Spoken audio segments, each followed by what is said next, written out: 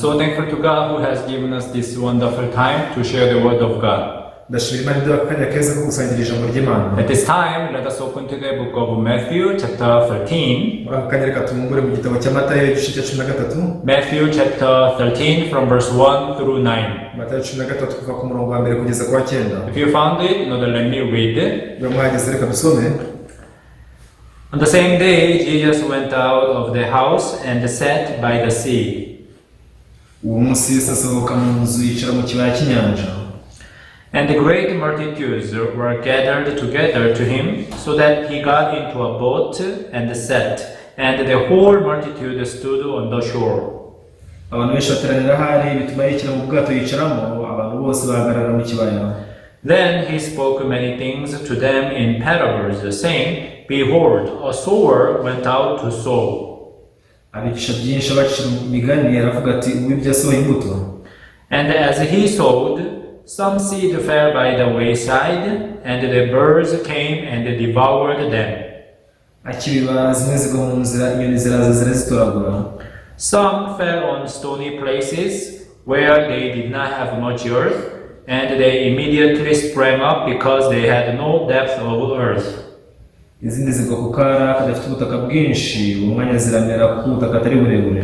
But when the sun was up, they were scorched, and because they had no root, they withered away. izuba rivuye ziraraba, maze kuko zitari zifite imizi ziruma. And some fell among thorns, and the thorns sprang up and choked them. izindi zigwa mu mahwa, amahwa yaruka araziniga. But others fell on good ground and yielded a crop, some 100-fold, some 60, and some 30. izindi zigwa mu butaka bwiza ziri imbuto imwe 100, indi 60, indi 30, bityo bityo.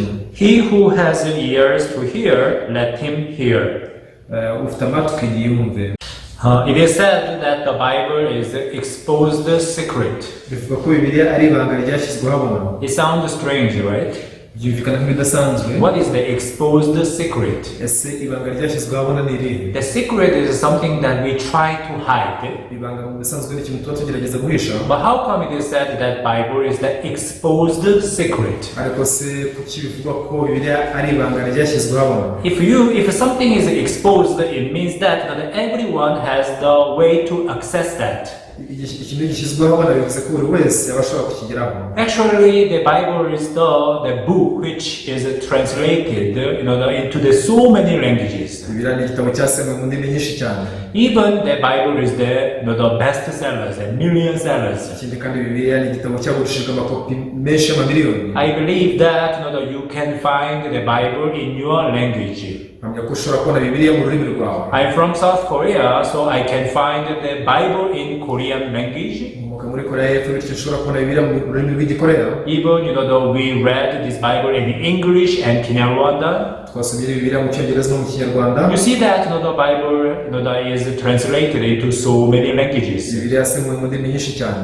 That's why you can get to understand what is written in the Bible with your mother tongue. ni mpamvu ushobora kumva ibyanditswe muri Bibiliya mu rurimi rwawe gakondo. I'm sure that it is very easy for you to understand the Bible in terms of language.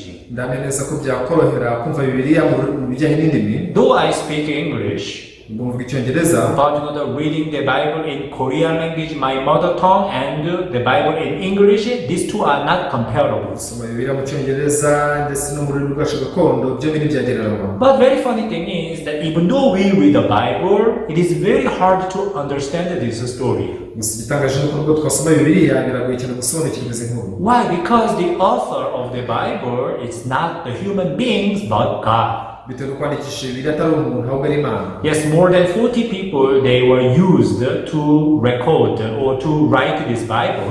Yego barenga 40 bakoreshejwe bandika iyi Bibiliya. And actually, the occupations of these people, they are all different. ndetse n'imyuga yabo ni itandukanye. Some people they were kings, some people they are doctors, some people they are even fishermen. bamwe bari abami, abandi bari abaganga, abandi bari n'abarobyi. But however, you see that The Bible, it was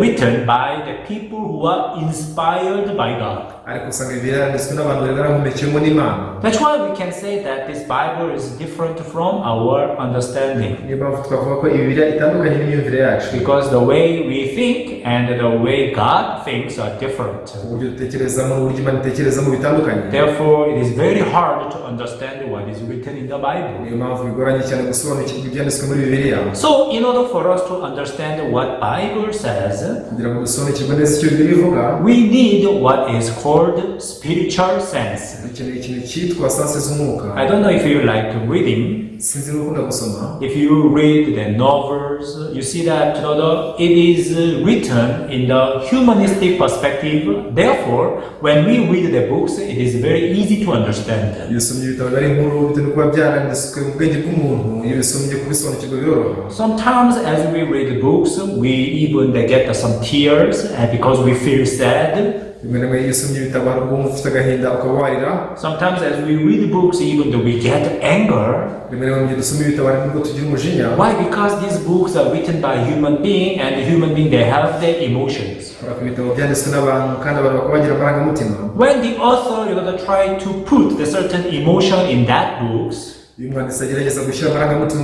certain feelings in that book, even the readers, they could sense that the feeling too. But the problem is that Bible is different. Because God is not the human being. God does not just focus on the human feeling. The word of God and our thoughts are different. That's why in order for us to understand what is written in the Bible, we need to have this spiritual sense. Of course, spiritual sense is not something that we can produce or we can create by ourselves. In order for you to get the spiritual sense, you need the Spirit. But in this world, there are two kinds of spirits. The one is the Holy Spirit from God, and the other one is the evil spirit from Satan. Of course, the Holy Spirit from God tries to help you understand His will, His providence, and His plan. But evil spirit, from Satan, try to deceive us into thinking that also makes us go against the Holy Spirit. We read Matthew chapter 13. I want us to read verse 14. Actually, Matthew chapter 13, Jesus was talking about a lot of parables. Actually, the parables is something that we cannot understand without knowing the heart of who the speaker or the heart of who the writer, right? Now that Jesus has spoken in parables, we need to know His heart so that we can understand what these parables mean exactly. Now we can see the verse 14. Matthew chapter 13, verse 14. And in them the prophecy of Isaiah is fulfilled, which says, "Hearing you will hear and you shall not understand, and seeing you will see and not perceive. For the hearts of these people have grown dull, their ears are hard of hearing, and their eyes they have closed, lest they should see with their eyes and hear with their ears, lest they should understand with their hearts and turn, so that I should heal them."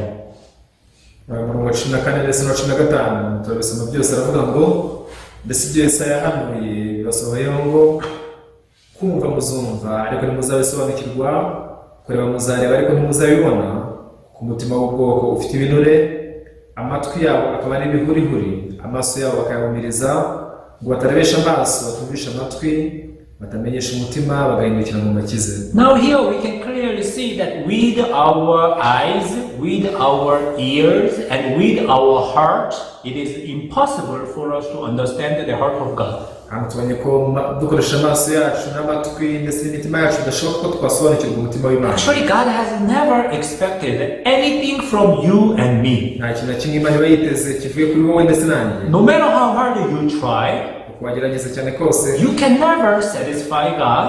Ntabwo wazigera unyura Imana. Even you can never get accepted by God with your own effort, with your own power. Ntabwo wazigera wemerwa n'Imana binyuze mu murava n'umwete byawe. Why? Because God has already concluded that human heart is evil continually. Kubera ko Imana imaze kwanzura ko umutima w'umuntu ari mubi gusa kugeza iteka. Now God wants us to realize our true figure so that we can receive the new ways that God prepared for us. Imana ishaka ko tumenya ishusho yacu kugira ngo twakire inzira nshya yaduteguriye. That's why when we read the Bible, God has explained so many places in the Bible how the Word of God and our thoughts are different. You can think about the 12 spies sent by Moses to the land of Canaan. Out of 12 spies, 10 spies, they saw that land with their own eyes. But 2 spies, Joshua and Caleb, they saw the land of Canaan with the eyes given by Moses, the servant of God.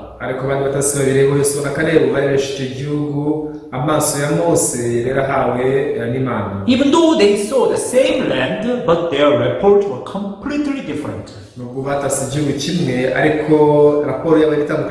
Yeah, they saw the same people, same land, and same situation. But 10 spies who saw that land with their eyes, they said that we are like grasshoppers, we are not able to take this land.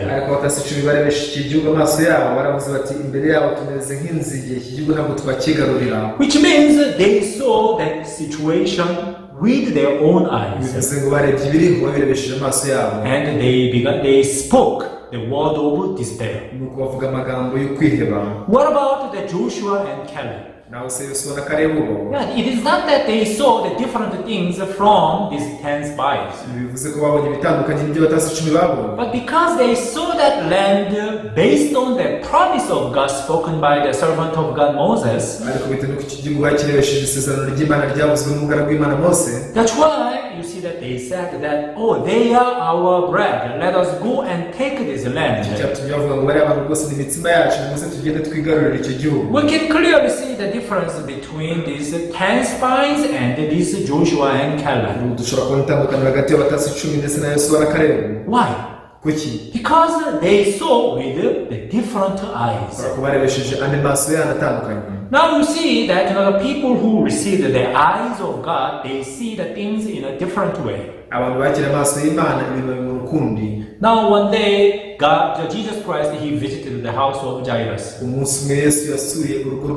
Why? Because his daughter was dead. At that time, Jesus saw this girl, and he said that she was not dead but sleeping. But in the eyes of everyone in that house, she was dead for sure. Because of this idea, the people could not accept the word of Jesus. Why? Because it was real in their eyes. But in the eyes of Jesus, it was not real. That's why Jesus said she was not dead but sleeping. So people ridiculed Jesus Christ. Who is this man? This man is crazy. You can think about the Daniel's friends. You see that now the Daniel's friends, they did not bow down to the king. Even though there was a kind of a decree that anyone who should not bow down the king's that stature, they will be thrown into the fire.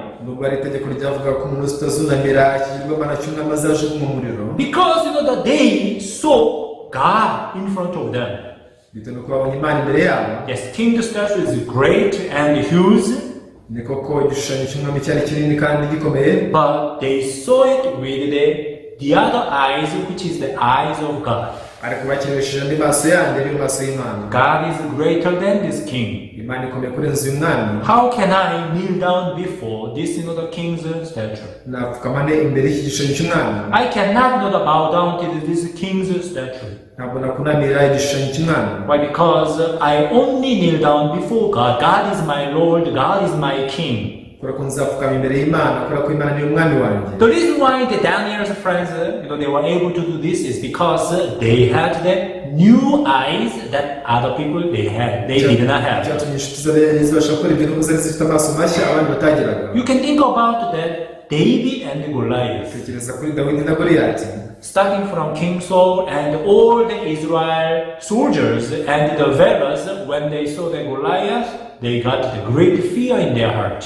Guhera ku mwami gukurikizaho abasirikare be ndetse n'izindi ntwara abantu bakomeye babonaga Goliyati bakagira ubwoba mu mitima yabo. Wow, this man, Velna Goliath, that he's a great warrior. He's very tall, even taller than 3 meters, and no one could match with him. Uyu Goliyati ari munini cyane, ari muremure, afite metero zirenga 3 ntawashobora guhangana nawe. Who could beat him? Ese ninde wamunesha? No one.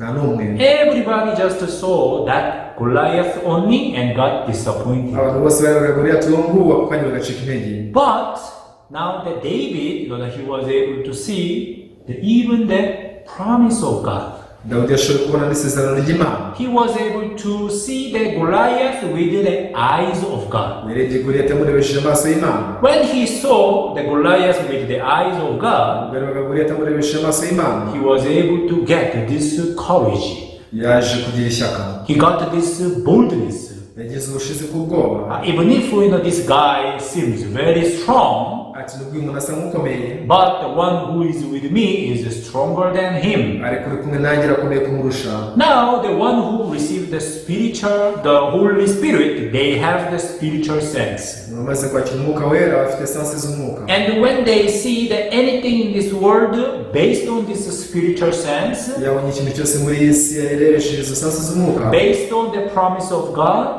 Ashingiye ku isezerano ry'Imana. based on the eyes of God, Ashingiye ku maso y'Imana. they can see there's something that the people, others, they cannot see. Bashobora kubona ikintu abandi batabasha kubona. Now, the evil spirit knows this very well. Umwuka mubi ibyo urabizi neza. That's why evil spirit, uses all possible ways, to block the people from receiving the Holy Spirit. Impamvu umwuka mubi ukoresha inzira zose zishoboka kugira ngo ubuze abantu kwakira umwuka wera. Dear viewers, how can we receive salvation and how can we receive the Holy Spirit? Inshuti mukurikire gute twakwakira agakiza kandi se gute twakwakira umwuka As you wera. know very well, the Holy Spirit is the Spirit from God. Nkuko mubizi neza umwuka wera ni kuva ku Mana. Holy Spirit cannot dwell in the heart of a sinner. Umwuka wera ntashobora gutura mu mutima w'umunyacyaha. It is impossible for Holy Spirit to dwell together with the sin. Ntabwo bishoboka ko umwuka wera yaturana n'icyaha. That's why in order for Holy Spirit to come inside of one's heart, Ni impamvu kugira ngo umwuka wera winjire mu mutima w'umuntu. his or her sin in his or her heart definitely and perfectly come to an end. Icyaha cyari kiri mu mutima we kigomba kubanza kugera ku iherezo. Because it is impossible for one to say that I have the Holy Spirit and the sin at the same time. Kuko ntibyashoboka ko umuntu avuga ko afite umwuka wera kandi ko afite n'icyaha byombi icyarimwe. You see, the certain knowledge you can contain two at the same time. Ubumenyi runaka ushobora kubutunga bwombi icyarimwe. This is what this man says and this is what the other man says. You can put these two ideas in your head at the same time. Ibyo kanaka yavuze biri n'ibyo kanaka yavuze nibyo mushobora kubishyira mu myumvire yawe icyarimwe. But you cannot put something, two different things in your heart at the same time. Ariko ibi bibiri ntabwo bishyira mu mutima wawe byombi icyarimwe. For example, if you believe in the word of God in your heart, you cannot believe in the word of Satan. Uramuzera ijambo ry'Imana mu mutima wawe ntabwo wakwizera ijambo rya Satani. If you believe in the word of God, it means that you have forsaken the word of Satan. Uramuzera ijambo ry'Imana bivuze ko waretse ijambo rya Satani. If you are together with the word of Satan, it means that you have forsaken the word of God. Mugira kumwe n'ijambo rya Satani bivuze ko waretse ijambo ry'Imana. In your head, you can put the two things at the same time. Oh, this is what God says and this is what Satan says. Umutwe wawe ugomba ushobora kubikamo ibintu bibiri, kimwe kuvuga ngo ibi nibyo Imana ivuga, ibi nibyo Satani avuga. But in your heart, you cannot have two at the same time. Ariko mu mutima ntabwo ushobora gutungamo bibiri byombi icyarimwe. We can clearly see how the Adam and Eve, they forsook the word of God and received the word of Satan. Dushobora kubona neza uburyo Adamu na Eva baretse ijambo ry'Imana bakakira ijambo rya Satani. Now that's why evil spirit Satan tried his best to block us from the receiving the word of God. Niyo mpamvu umwuka mubi wa Satani agerageza kudukumira tubuza kwakira ijambo ry'Imana. Satan uses all the possible ways, especially what is right in our and what is true in our eyes. Satani akoresha uburyo bwose bushoboka cyane cyane bisa n'ukuri mu maso yacu. Because the word of God is always different from the word of human being. Ijambo ry'Imana rihora rihabanye n'iry'umuntu. So what is called reality? This is the biggest obstacle for us to receive the word of God. Icyitwa ukuri kitubera inzitizi zo kwakira ijambo ry'Imana. Because of that obstacle, we are not able to receive the word of God in our heart. Iyo nzitizi zituma tutabasha kwakira ijambo ry'Imana mu mitima yacu. One day God spoke to Abraham. Umunsi Imana yavuganye na Aburahamu. Abraham, next year you will have a son. Aburahamu umwaka utaha uzabyara umwana w'umuhungu. God, are you serious? Nuko arabaza ati Imana kuko urakomeje. Do you know how old I am? Ese ubwo uzi uburyo nshajemo? I am 99 years old. Mfite imyaka 99. See that my wife is 89 years old. Umugore wanjye afite imyaka 89. Even she already passed her age. Even she no longer has her period. Yaracuze ntakigera n'imihango. So biologically, this is impossible for my wife to be pregnant. Mu buryo bw'imikorere y'umubiri ntibishoboka ko umugore wanjye yasama inda. Now, Abraham, he used all of his knowledge and experience, even the medical, the idea, to understand the word of God, but actually he failed. Abraham yakoresheje ubuhanga bwe n'imyumvire ye ndetse n'imikorere ya kiganga kugira ngo yumve ijambo ry'Imana ariko biramunanira. At the time, God did not try to convince him. Muri iki gihe Imana ntiyagerageje kumwumvisha. God just spoke to him one word. Imana amubwira ijambo rimwe gusa. I am Almighty God. Iti ndi Imana ishobora byose. Dear viewer, what is the meaning of the Almighty? Inshuti mukurikiye, ese ushobora byose mu kuvuga iki? Being Almighty, it means that that God can do everything. Kuba ushobora byose bivuze ko Imana iba ishobora gukora ibintu byose. Nothing is impossible for him. Nta na kimwe kiyinanira. But actually, we cannot understand that point. Ariko nyamara ingingo ntabwo dushobora kuyumva. Because for us, we live in this frame. Ubwacu tubaho mu mbibi zacu. And we put ourselves in that frame. Tukitereka hagati muri izo mbibi. And when things go beyond our frame, our understanding, we just deny it easily. Ibintu birenze imbibi zacu, icyo gihe turabihakana mu buryo bworoshye. Satan knows this very well. Ibi Satani arabizi neza. That's why even for the issue of salvation, Satan deceived us in that way. Niyo mpamvu n'ibijyanye n'agakiza nabwo Satani adushuka atyo. Satan that tells the people that how can one be holy like God? Hey, that is arrogance. Satani abwira abantu ati ni gute umuntu yakora nk'Imana rwose ibyo ni ubwibone. But you see, you can think about it. Ariko nimubitekerezeho. I believe that you agree with this idea that God is holy. Ndamya neza ko mwemeranya n'iki gitekerezo cy'uko Imana yera. God is righteous. Imana irakiranuka. And only holy person and righteous person can go to heaven. Kandi ko umuntu wera ukiranuka ari wenyine gusa ushobora kujya mu ijuru. What about you? Nawe se wowe. If you are not holy like God, if you are not righteous like God, do you think you are able to step into the heaven? Wahitira nk'Imana udakiranuka nkayo utekereza ko wazigera ukagera mu ijuru? Do you think you are able to enter into the heaven having sin in your heart? Utekereza ko wabasha kujya mu ijuru ufite icyaha mu mutima wawe? You can't. Ntiwabishobora. But many people, they just compromise with their thought. Even though I have sin in my heart, I can go to heaven because God is God of love. Ariko abantu benshi biranye n'ibitekerezo byabo bati nubwo ufite ibyaha mu mutima wanjye njyeweho najya mu ijuru kubera ko Imana ari Imana y'urukundo. And I diligently ask for the forgiveness of sins. Kandi nsaba imbabazi z'ibyaha nkomeje. Therefore, He will forgive me and He will allow me to enter into the heaven. Bityo rero izambabarira kandi inyemerere kwinjira mu bwami bw'ijuru. You should know that that is your thought. Ukwiye kumenya ko ibyo ari ibitekerezo byawe. You should not believe in God according to your thought. Ukwiye kwizera Imana ugendeye ku bitekerezo byawe. You need to receive the spiritual sense. Ukeneye kwakira sense z'umwuka. And in order for you to have the spiritual sense, you should accept what God says, even though it is different from your understanding. kandi rero kugira ngo wakire esansi z'umwuka ni ukugomba kwakira ibyo Imana ivuga nabyo bitandukanye n'imyumvire yawe. Now, so many places in the Bible, human heart is described as a field, as a ground. ahantu henshi muri Bibiliya umutima w'umuntu wasobanuwe nk'umurima. Even Genesis chapter 1, you see that the Bible starts with the earth. You can find this earth in Genesis chapter 1 verse 2. mu itangiriro igice cya mbere Bibiliya itangira ivuga iby'isi, ushobora kubona isi mu itangiriro igice cya mbere umurongo wa 2. God created the heavens and the earth. Imana yaremye ijuru n'isi. The earth was without form and void and darkness. isi yari irimo ubusa ntiyagiraga ishusho kandi yuzuye umwijima. Genesis chapter 1 is the very first book and the very first chapter and very first verse. God was talking about the earth. Itangiriro igitabo cya mbere ndetse n'igice cya mbere n'umurongo wa mbere Imana irimo kuvuga ku isi. Why do you think that God was talking about the earth in the very first part of the Bible? utekereza ko iki cyatumaga Imana ivuga iby'isi mu gice cya mbere kibanza cya Bibiliya? Because He only cares about you and me. kubera ko yita kuri wowe gusa ndetse nanjye. The earth represents you and me.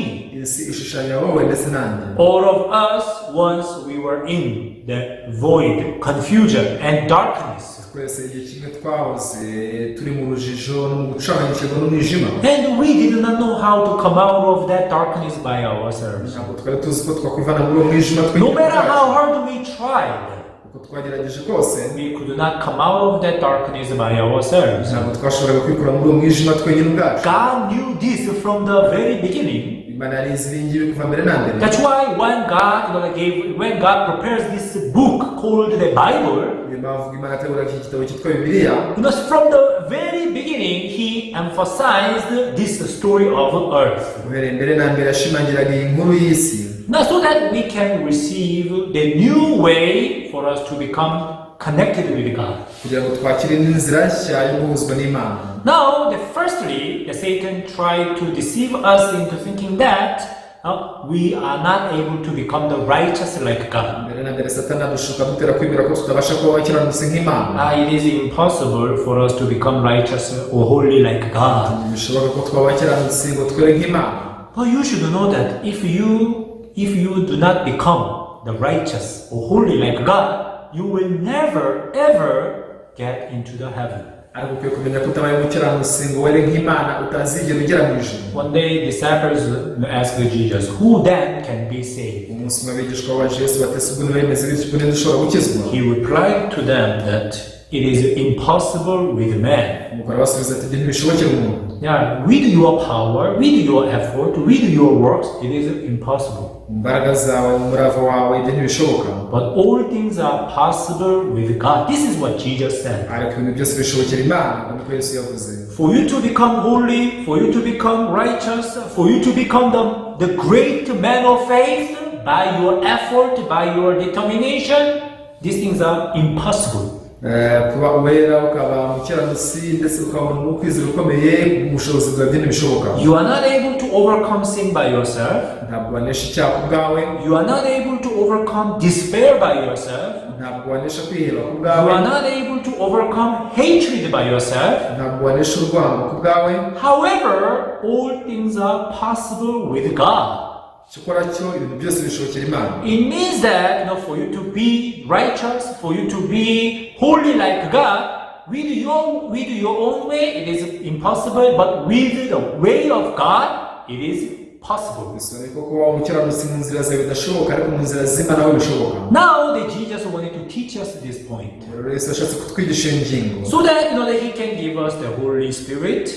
kugira ngo bizatume duha umwuka wera. And when we live with the Holy Spirit, mu gihe tubanye n'umwuka wera, now this Holy Spirit will teach us and guide us with the spiritual sense. umwuka wera aratwigisha akanatuyoboza izo sansi z'umwuka. And when you live with this spiritual sense, mu gihe ubanye n'izo sansi z'umwuka, just like the Daniel, Joseph, and David, you will be able to see the things of the world in different ways. uko byagendekeye Daniyeli, Yosefu ndetse na Dawidi uzatangira kubibona mu buryo bundi butandukanye. Now God wanted to sow this seed, the word of God, in our heart. Imana ashatse kubiba rero iyi mbuto y'ijambo ry'Imana mu That's mitima yacu. why in this Matthew chapter 13, Jesus spoke a lot of parables. Impamvu muri Matayo 13 Yesu yavuze imigani myinshi. The very first parables that Jesus was talking about, it was the parable of the sower. umugani wa mbere ubanza Yesu yavuzeho ni umugani w'umubibyi. Why? Because Jesus is the sower.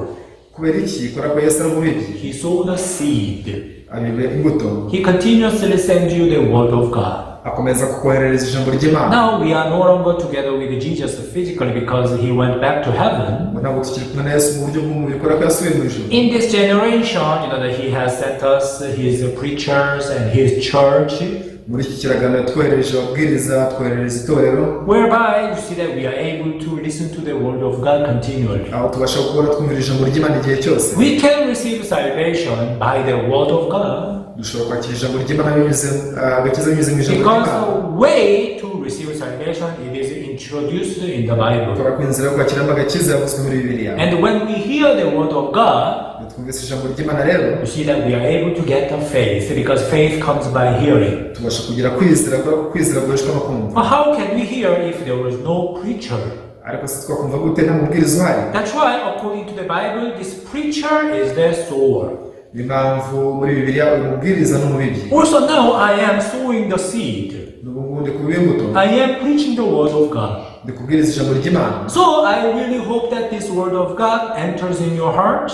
Rijya kuri ijambo ry'Imana rijya kwinjira mu mutima wawe. So that this seed of the word of God can be, the sown in your heart. Bityo imbuto y'ijambo ry'Imana ibirwe mu mutima wawe. But Satan is not foolish. Ariko Satani si umuswa. That's why also Satan tried his best to, block you from receiving this seed, which is the word of God. Nimba bakora ibishoboka byose kugira ngo kubuze kwakira imbuto y'ijambo ry'Imana. There are different categories of the heart of the people. The reason why they were not able to receive the word of God in their heart. Hariho imitima y'abantu iri mu ngeri zitandukanye zituma batabasha kwakira ijambo ry'Imana mu mitima yabo. How, even if you are dirty, filthy, you are a great sinner. Ubwo waba uhindanye wanduye uri umunyacyaha ukomeye. If one word enters you, ijambo rimwe ryinjiye muri wowe, it is more than enough to make you perfect righteous. biba bihagije kurenza ibikenewe kugira ngo rikugire umukiranutsi utunganye. You can think about a thief, that next to the Jesus Christ at the cross. Tekereza ku gisambo cyari iruhande rwa Yesu ku musaraba. This is the thief, all entire his life, that he was doing only evil things. Iki gisambo ubuzima bwacyo bwose cyakoraga amabi gusa. Even in the beginning, this thief together with the other thief, they cursed Jesus together. Iki gisambo cyatuse Yesu cyo kimwe na bagenzi bacyo. However, at the last moment, as he was listening to the word of Jesus continually, ariko ku munota wa nyuma mu gihe yakomeza kumva ijambo rya Yesu, now you see that he was able to receive the new heart. yabashije kwakira umutima mushya. Why? Because he was hearing the word of Jesus. kubera ko yumvaga ijambo rya Yesu. Oh, Jesus said some strange word. Yesu avuze ijambo ridasanzwe. Oh, Jesus, his heart is different from the God's heart. umutima wa Yesu utandukanye n'Imana. You know that John chapter 4, the story of Samaritan woman. Yohana ibice bine n'inkuru y'umusamariyakazi. In the beginning, she considered Jesus as one of the Jews. bigitangira afataga Yesu nk'umwe mu bayahudi basanzwe. The secondly, a man greater than Jacob. bakamufata nk'umuruta Yakobo. The thirdly, the prophet. gatatu kumufata nk'umuhanuzi. But as she was continuously listening to the word of Jesus, yakomeza kumva ijambo rya Yesu. now she was able to realize that Jesus is a Messiah. yaje kumenya ko Yesu ari Mesiya. And she accepted that Jesus as a Messiah in her heart. nuko yakira Yesu nka Mesiya mu mutima we. This thief also said, iki gisambo nacyo niko cyari kimeze. in the beginning, he just considered this Jesus as one of the criminals. bigitangira cyafataga Yesu nk'umwe mu banyabyaha gusa. I am the criminal, but also he is a criminal too. ati nanjye ndi umunyacyaha ariko nawe ni umunyacyaha. So he cursed the Jesus. rero yatukaga Yesu. But as he was listening to the word of Jesus continually, ariko mu gihe akomeza kumva ijambo rya Yesu, he could realize that the Jesus was different from him. yaje kumenya ko Yesu atandukanye nawe. I am being crucified because of my sin, ndabambirwa ibyaha nakoze, but he is being crucified because of our sins. ariko uyu nguyu we abambiwe ibyaha byacu. Jesus is the Christ. Yesu ni Kristo. Jesus is the Son of God. umwana w'Imana. He is dying on our place. ari gupfa mu cyimbo cyacu. And he asked Jesus, please Jesus, remember me. nuko asaba Yesu ati Yesu ndakwinginze And uzanyibuke. he was given the promise that you will be at the paradise with me. nuko baramusezeranya ngo uraza kubona nanjye muri paradizo. You can think about the position of the hearts of these two thieves. tekereza umwanya w'imitima y'ibi bisambo bibiri. In the beginning, both of them, they were higher than Jesus. tugitangira bose bari basumbukuje basumbye Yesu, But one who received the grace, his heart became lower. ariko wakiriye ubuntu umutima wacishijwe bugufi, And he was able to receive the word of Jesus Christ. nuko abasha kwakira ijambo rya Yesu Kristo. He could bring forth the fruit of the Holy Spirit, fruit of the salvation. abasha kwera imbuto z'umwuka wera, imbuto z'agakiza. What about the other thief? naho se ikindi gisambo kindi He cursed Jesus up to the end. He was destroyed. kirakomeje gutuka Yesu kugeza ku munota wa nyuma kirarimbuka. He perished. cyararimbutse. Why? kuki? Because his heart was the bad ground. kubera ko umutima we wari ubutaka bubi. He insisted his own idea, his own thought. yatsimbaraye ku myumvire n'ibitekerezo He bye. was strongly holding that self-righteousness. yaragundiye gukiranuka kwe bwite. This man is a criminal. uyu muntu ni umunyacyaha, This man is dirty and filthy. umuntu aranduye kandi arahindanye. He never realized who Jesus was exactly. ntiyigeze amenya neza Yesu uwo ari we. Today, I want to read verse 3 and 4. uyu munsi ndashaka gusoma umurongo wa 3 n'uwa 4. Then he spoke many things to them in parables, saying, Behold, a sower went out to sow. And as he sowed, some seed fell by the wayside, and the birds came and devoured them. abigisha byinshi baca imigani aravuga ati mu bihe byasohoye imbuto akibiba zimwe zigwa mu nzira inyoni ziraza zitoragura. Now, in this story, in this parable, Jesus was trying to explain to us what kind of phenomenon we have when we listen to the word of God. muri nkuru Yesu arimo kudusobanurira ibintu tugira mu gihe turi kumva ijambo ry'Imana. First symptoms that we can clearly see is that word of God falls at the wayside. ikintu cya mbere tubona nuko ijambo ry'Imana ryaguye ku nzira. Why do you think this word of God, the seed falls on the wayside and birds came and devoured them? utekereza ko ari iki cyatumye izi mbuto zigwa ku nzira inyoni zikazitoragura? I don't know if it was a mistake of the sower. sinzi niba byari ikosa ry'umubibyi. If it was the mistake of sower, it means that Jesus, he made a mistake, right? niba rero ari ikosa ry'umubibyi bivuze ko Yesu yakoze ikosa. But Jesus does not make any mistake. ariko Yesu ntajya gukora ikosa na rimwe. I'm sure that sower, he sowed the seed on the ground, not on the wayside. ndamya neza ko umubibyi yibye imbuto mu butaka ntabwo azibye ku nzira. But the seed is found on the wayside. It means that this seed was moved, drifted away. ariko niba imbuto zarabonetse ku nzira bivuze ko zimuwe. So I try to check the answer from the Bible. Why this seed is found on the wayside and the birds that represent the evil spirit Satan, they came and devoured that seed. impamvu izi mbuto zakuwe zigashyirwa mu nzira inyoni zikaza zikazitoragura. I want us to read the book of Hebrews chapter 2. ndashaka gusoma mu gitabo cy'Abayahudi ibice bibiri. Remember that each and every verse in the Bible, they have the mate and they are linked to one another. muzirikane ko ibyanditswe byose byo muri Bibiliya bifite ibyo byuzuzanya. You can find the answer from the book of Hebrews chapter 2 verse 1. ushobora kubona igisubizo mu Bayahudi ibice bibiri umurongo wa mbere. Therefore, we must give the more honest heed to the things we have heard, lest we drift away. nicyo gituma dukwiye kurushaho kugira umwete wo kwita ku byo twumvise kugira ngo tudatembanwa tukabivamo. Now you see, even though we listen to the word of God, ubwo twumvise ijambo ry'Imana you see that we don't give the value. ariko ntabwo tubiha agaciro. We do not listen to the word of God carefully. ijambo ry'Imana ntabwo turyumva twitonze. I'm sure that even that you have this experience that that while you are listening to the word, it seems that you are listening, but after some time, nothing is remembered in your heart. niyo mpamvu mu gihe wumva ijambo ry'Imana bisa nkaho ukurikiye ariko nyuma y'igihe runaka ugasanga nta cyasigaye mu mutima wawe. Why? kuki? Because that words already drifted away. impamvu nuko iryo jambo riba ryamaze It was already moved to the wayside. ryamaze kwimurirwa ku nzira. So that birds came and devoured that word. bituma inyoni biza bikaritoragura. Now you see that many people listen to the word of God in this way. abantu benshi bumva ijambo ry'Imana batyo. They don't just take the word of God as precious, ijambo ry'Imana ntabwo rifata as nk'iry'agaciro, important and essential in their ntabwo lives. rifata nk'iry'ingenzi mu buzima bwabo. Many people, they listen to the word of God as though just accessory.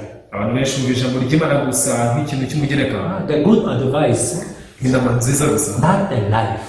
bitarimo The ubugingo. word of God is not the accessory. Ijambo ry'Imana burya ntabwo ari ikintu cy'inyongera. You see that even if you don't have the watch, you can still survive. Ubwo utaba ufite isaha ntihandi wakomeza kubaho. Even if you don't have the necklace, you can still survive. Ubwo udafite urunigi ntihandi wabaho. But you cannot survive without food. Ariko ntabwo wabaho udafite ibyo kurya. You cannot survive without water.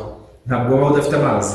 Word of God is like this water and food in our spiritual life. Ijambo ry'Imana rimeze nk'ibyo kurya nk'amazi mu buzima bwacu bw'umwuka. Dear viewers, I really hope that you meditate this word. Inshuti mukurikiye niringiye ko mwatekereza kuri iri jambo. So next time I will continue with this story and to give you the explanation about the rest of the part.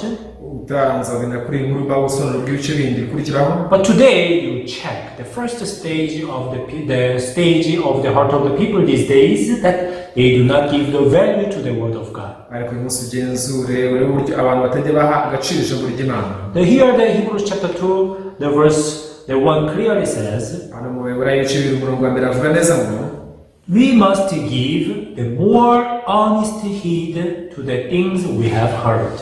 dukwiye kurushaho kugira umwete wo kwita ku byo twumvise. Otherwise, the word of God that you are hearing will be drifted away. Bitabaye ibyo ijambo ry'Imana uba wumva uzaritembanwamo. Satan tries his best to steal the word of God from you continually. Satani akoresha ibishoboka byose ngo ahore akwiba ijambo ry'Imana igihe I cyose. really hope that you remember this word and meditate and share your testimony and also remember the word of God. Kuri ijambo ry'Imana rizirikana usangiza abandi ubuhamya bwawe komeza ubyibuke. I believe that the next time we shall continue from this story. Nizeye ko utaha tuzakomereza kuri iyi nkuru. Let us pray. Dusenge. Heavenly Father, we thank you. Data wo mu ijuru turagushimiye. You have given us this beautiful moment to share the word. Waduhaye ibintu byiza byo gusangira ijambo ryawe. Father, without your spiritual sense, it is impossible for us to realize your heart. Data tabaye sansizo z'umwuka ntibishoboka ko twamenya umutima wawe. That's why, Father, through the blood of Jesus, you have prepared the Holy Spirit for us. Data binyuze amaraso ya Yesu amaze kudutegurira umwuka wera. I really hope that you continuously work for us so that we can see how you love us and how you have mercy on us. Niringiye cyane ko wakomeza kudukorera kugira ngo twereke uburyo wadukunze n'uburyo tugira imbabazi. Our enemy Satan tried to steal the word of God from us. Umwanzi wacu muri Satani agerageza kutwiba ijambo ry'Imana. And when we are separated from the word, we have no choice but to become the bread of Satan. Kandi iyo twatandukanye n'ijambo ry'Imana nta kindi kitubaho usibye kuba umutima wa Satani. Allow each and every person to give the value to the word of God. Kundira buri muntu wese aha agaciro ijambo ry'Imana. So that this word can guide our life. Kugira ngo iri jambo riyobore ubuzima bwacu. Father, we thank you. Data turagushimira. I pray everything in the name of Jesus Christ. Nsenze byose nize mu izina rya Yesu Kristo. Amen. Amen. Thank you very much. Murakoze cyane. See you next time. Naho utaha.